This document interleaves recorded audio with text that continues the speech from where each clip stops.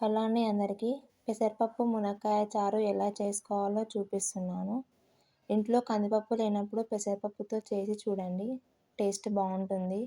ముందుగా నేను lemon size అంత చింతపండు తీసుకొని 1 టైం వాష్ చేసి నానబెట్టుకోవాలి. అలాగే 1 కప్పు వరకు పెసరపప్పు తీసుకొని 2 టైమ్స్ వాష్ చేసుకొని కుక్కర్లో వేసి 1 glass water, half teaspoon turmeric powder వేసి 2 విజిల్స్ వచ్చే వరకు కుక్ చేసుకోవాలి. స్టవ్ ఆన్ చేసి బౌల్ పెట్టి బౌల్ హీట్ అయిన తర్వాత 2 టేబుల్ స్పూన్ వరకు ఆయిల్ వేసుకోవాలి. అలాగే జీలకర్ర, ఆవాలు, కొద్దిగా కరివేపాకు, 9 వరకు మిర్చి వేసి కలుపుకోవాలి. పొడుగ్గా తరుముకున్న ఆనియన్ వేసి కలుపుకోవాలి.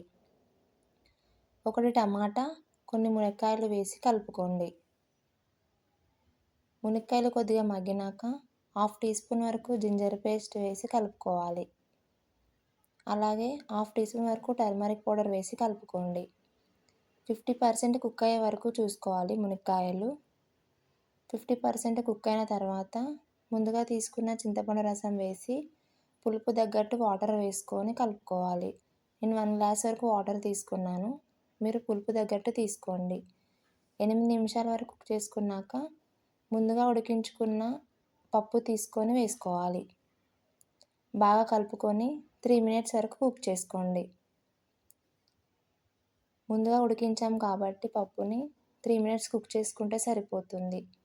3 మినిట్స్ తర్వాత టేస్ట్కి సరిపడా సాల్ట్ వేసుకోండి. నేను 1 టీ స్పూన్ వేసాను. మీరు టేస్ట్ తగ్గట్టు వేసుకోండి. నేను ఇక్కడ చిల్లీ పౌడర్ వేయట్లేదండి, మిర్చి తీసుకున్నాను కాబట్టి. మీకు నచ్చితే వేసుకోండి.